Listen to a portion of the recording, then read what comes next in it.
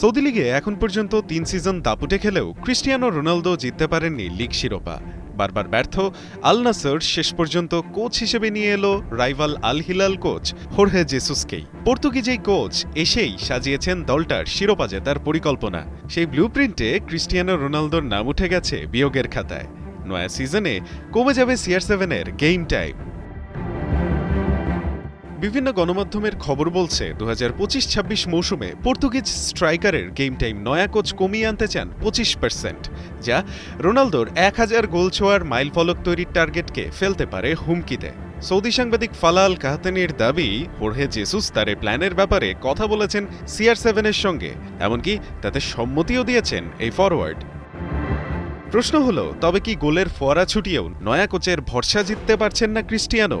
উত্তরটা হলো, workload management করে ইনজুরি রিস্ক কমিয়ে এনে এই ফরওয়ার্ডের সর্বোচ্চ পারফরম্যান্স নিশ্চিত করতে চান আল নাসের কোচ জেসুস। তাই এ সিজনে রোনালদোকে তেমন গুরুত্ব রাখে না এমন সব ম্যাচে দেখা যাওয়ার সম্ভাবনা নেই বললেই চলে। বাস্তবতা বলছে, গেল সিজনেও আল নাসরের জার্সিতে 41 ম্যাচ খেলে 35 গোল করা পর্তুগিজ এই ফরওয়ার্ড মাঠে থাকাটাকে বেশ প্রায়োরিটি দেন। তাই প্রশ্ন জাগতেই পারে, 40 ছুঁয়ে ফেলা রোনালদো নিজেও কি ভরসা হারাচ্ছেন নিজের স্কিলের ওপর? আসল ব্যাপারটা অন্যরকম।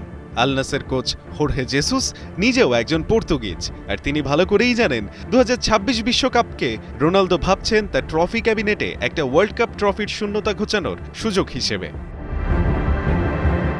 আর এ জায়গাতেই জেসুস CR7-কে বোঝাতে সমর্থ হয়েছেন যে মেন্টালি, ফিজিক্যালি আর ট্যাকটিক্যালি সেরা ছন্দে থাকতে গেম টাইম কমানোর কোনো বিকল্প নেই। কৌশলগতভাবে পর্তুগিজ কোচ জেসুস আসলে তার দেশের ইতিহাসের সবচেয়ে বড় প্লেয়ারকে রেডি করছেন পর্তুগালের জাতীয় দলের জন্যই, যেখানে আসল টার্গেট 2026 বিশ্বকাপ।